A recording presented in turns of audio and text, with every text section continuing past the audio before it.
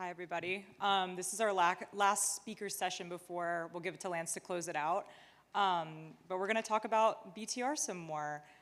Today I'm joined by Jaime Arouh. He's the managing director of the institutional group at LendingOne. And I know we have some lovely charts to accompany this one. There they are. So, Jaime, thank you so much for being here. Thank you. To kick us off, we'll start with a chart. We'll zoom out a little bit. I want to focus on this bar chart actually right here on your, this is annual BTR deliveries along with a little bit of a forecast. And you can see just how the space has evolved tremendously over the past few years. 2015, we're at 3.8K deliveries. Now we're at, 40K, a little bit over that, and they're dropping off a bit, but still substantially above where we were 10 years ago. So from where you sit, what were the big forces that took BTR to where we see it today and where it's going? Yeah, I think, if you look at the chart, BTR wasn't really much of a thing, prior to 2020. Obviously, when housing, was kind of kickstarted in COVID, and it became more difficult, on existing home sales. A lot of real estate investors and SFR operators, and kind of pivoted to build to rent, because if you can't buy it, then you got to build it. So you can see, the starts, kind of at 40,000, last year, this year, and then kind of tailing off. And a big part of that is just where the market is now, right? So, in a lot of the high growth markets, you're seeing slower absorption rates, home prices coming down, rents leveling off or coming down, and that's what's kind of giving way to the lower starts in the next couple of years. Gotcha. And have you seen that in your day-to-day with the firms and stuff that you deal with and their inquiries? Yeah, so a lot of the deals that we see, for financing requests on BTR are in, these markets like Phoenix and Austin and San Antonio and, other areas in Texas where there has been a ton of building and, there is a lot of oversupply. As we look at BTR, it's interesting, BTR versus, scattered site SFR operators. The biggest nuance is that it's more commercial real estate like. So, on the scattered site SFR, it's very easy to value those based on, resales and, comparables. In BTR, it's more based on cash flows, and, you're looking at it more like an apartment building. So as those absorption rates have slowed down and, rents, have come down, and there's a lot of concessions being offered in order to just get these units occupied, it becomes much harder to value the properties. And also as the cash flows have decreased, it becomes much harder to cover the loan proceeds that are being asked for. So as a result, there was a lot of building that went on in 2021, 2022. Material costs were much higher, and now you're seeing, values are below cost basis in a lot of instances. And has that shift changed who is approaching you about BTR? I think, I don't know if that's changed who's approaching us, because those projects are, they've already been built or they've already been planned and they're in the process of being delivered. But I think it potentially changes the strategy that they had going into it. They potentially have to, depending on who the client is, what their access to capital is, they may need more, additional equity to make the deal, to continue carrying the deal. Typically we're refining projects out of construction loans. Those construction loans had much higher values, 2 or 3 years ago when they were started. So, in order to pay off those construction loans and, cover the additional costs of getting new debt, typically requires some more money coming in, and, smaller size players generally don't have access to that equity, or it's going to be very expensive. Whereas the larger developers and operators typically have access to cheaper money, and they're able to more efficiently, kind of carry these assets through the more difficult times. Gotcha. What about the builder side specifically? How has that shifted in the last 5 to 6 years from where you sit? I think primarily these assets were coming from kind of your typical home builders. A lot of these were kind of merchant builds, or that were sold as communities. I think now you're seeing product come from a variety of players. So you have national home builders who have projects in their pipeline that were intended to go retail. That has slowed down given where mortgage rates are and kind of affordability. So they're looking at selling to more institutional type operators who will buy an entire community and operate it as a rental property. We're seeing SFR operators who own large scattered site portfolios who are now engaging with, they're either partnering with home builders to acquire land and develop it and build the vertical, or developers who are more opportunistic, who are experts in buying land and entitling it, and then they'll build the communities and then look to sell it to an SFR operator. Gotcha. And right now in 2025, kind of where we're at in the BTR market, are you seeing more of these groups that want to build, lease up, and then sell the community once it's stabilized? That's like, it's cash flowing already and like mostly, full, or more groups trying to be those long-term BTR owner operators from the jump? I think it depends on who the sponsor is. So and also where the capital is coming from.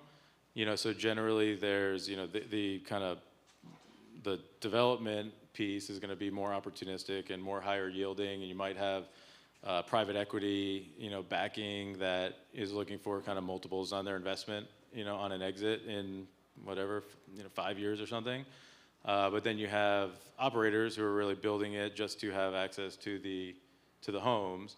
And in some cases, you have operators working with private equity who they may step out of the transaction once it's stabilized, and the operator would recapitalize it with, additional, with new equity, who may be okay holding it for 10 or 15 years.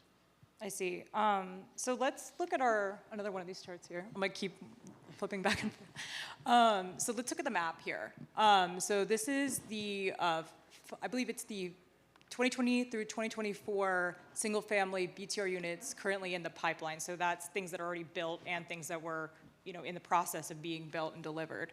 Obviously, as you can see, like the largest squares are, a lot of those metros that we've talked about today, across like Arizona and Texas and Georgia. But, you see these other ones as well, So I wanted you to speak a little bit to that and sort of like, who are these people that are going into, or these groups that are going into, all these other kind of in-between ones, the ones we don't hear about as much?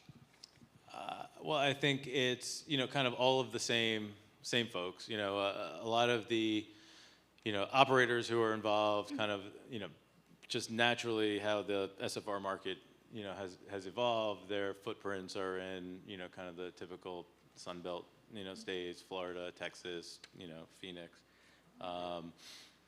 There's a lot of communities, from like the national builders that have, they're transitioning into rental communities. So they are participating all over, right? And then I think it's more local and regional players, and, smaller builders. I mean, we talk to people all the time that, they are home builders first and foremost, but, they see an opportunity, or maybe, one, it's could be difficult to sell out a community, and then two, I think most people are pretty constructive over the long term on single-family real estate, given like the supply-demand dynamics. So you have, smaller local and regional builders who, typically are building to sell, but they say, hey, maybe I can go, partner with, an equity provider, and we can hold these for the longer term. So, there's a lot of these people who are kind of getting in there, that weren't historically intending on, operating. What do you think is single-family getting them in rentals. the door? Well, I think. Are you still seeing that now? Yeah, of course. And I think, I think a couple things. One, resales are harder. They're not 100% certain they could sell out the whole community, given where like mortgage rates are and the price points that they need to achieve. And then two, again, these are now trading on more of a commercial basis, as a community. And if you look there, cap rates are, call it in like the mid fives. I think, a lot of people see, runway to stabilize these, create, as much efficiencies as possible, and then potentially sell these, to a longer term investor at a tighter cap rate and, kind of earn their money that way. So instead of just clipping their whatever 15 or 20% margins, potentially there's a lot more upside. And if they have capital, a lot of these builders, are, kind of generational families, and they're real estate families, and they'll keep their money in, and this will be their their families, kind of they'll pass it off to their kids. Gotcha, yeah. And then we'll talk about this last chart up here, the one in the middle. So this is a scatter plot that we made here at Resi Club. The x-axis is the year-over-year population growth in 2024, and the y-axis is the recent BTR home footprint per 1,000 rental units. So it's kind of like a ratioed, just to measure BTR activity, like footprint activity. And you can see there is like a very clear correlation between population change and where BTR is getting built. So ultimately, would you agree it's a long-term bet? You're seeing rent softening, you're seeing, kind of like a little bit slower absorption in some of these markets that are still BTR heavy.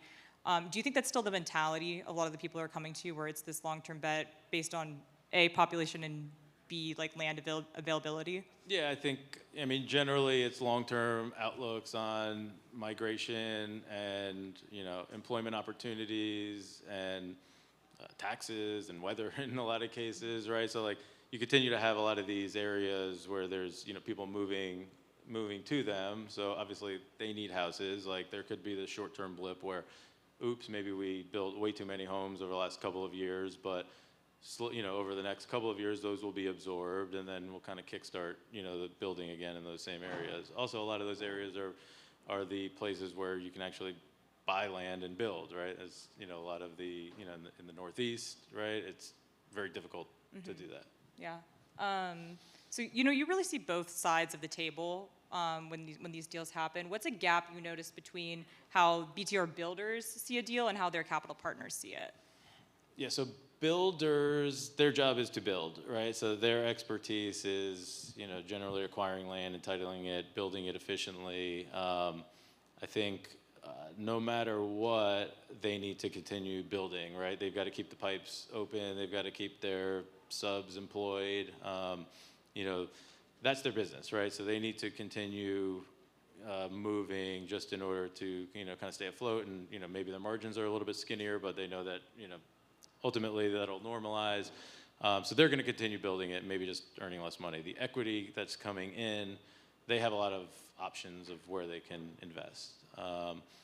And in order, right now you look at a lot of these deals and you see softening rents and slower absorption, and that's really how you're valuing these assets, right? So I think it becomes, they're looking for much higher returns, right? As the equity investors, it becomes, all the assumptions kind of have to be perfect in order for them to invest, right? And so they look at these deals now and they say, well, I think this is a 10% return, not a 20% return. So like, why would I invest? There's plenty of other things I could do at 10%, right? So I think that's kind of the issue that you're having now. How much are interest rates right now a function of these decisions? And do you think that if they move down meaningfully, you would see an uptick in activity or questions about BTR? I mean, interest rates are important, and obviously that helps, but I think these businesses function in low interest rate environments and higher interest rate environments, and you figure out how to make the deals work.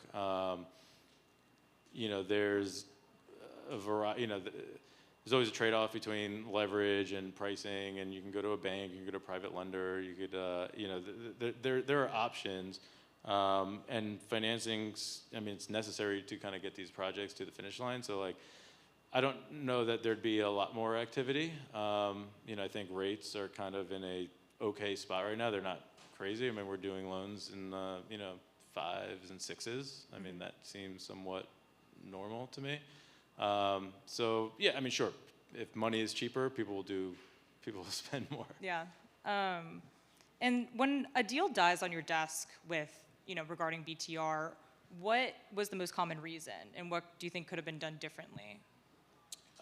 It's funny because, again, like these aren't like prospective projects. These are projects that are already Happening. built, right? Or they're in the process of being built. So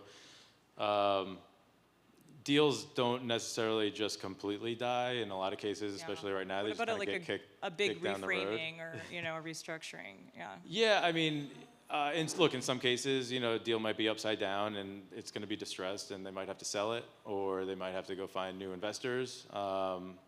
You know, in a lot of cases, you know, they have financing already in place and maybe it's not as favorable as they would like, but, you know, so they just kind of have to, you know, kick the can a little bit. But, you know, we do see a lot of deals that, you know, from a year ago that they couldn't make work at the time. Now they're coming back on our desk now. So like a lot of these, they never really die for good. You know, eventually something. They come back to life. Yeah, something happens to them, exactly. Yeah.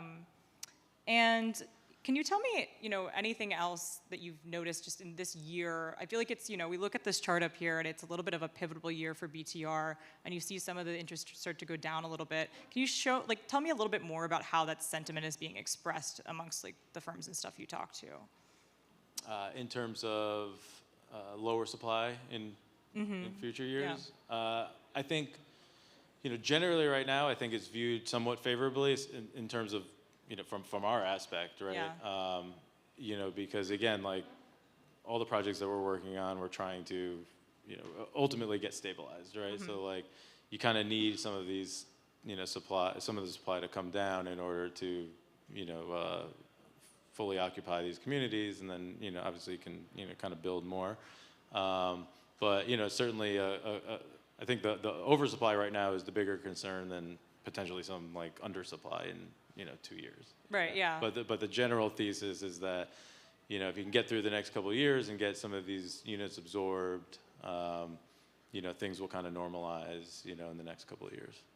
Are there any regional markets that you're hearing more about now, or is there anything interesting going on regionally? Like, is there going to be another Phoenix, another, you know, Atlanta with Yeah, I mean, I think you kind of already see that happening. You kind of in know action, what's like oversupply, and you kind of see the, you know, you kind of see that already happening now.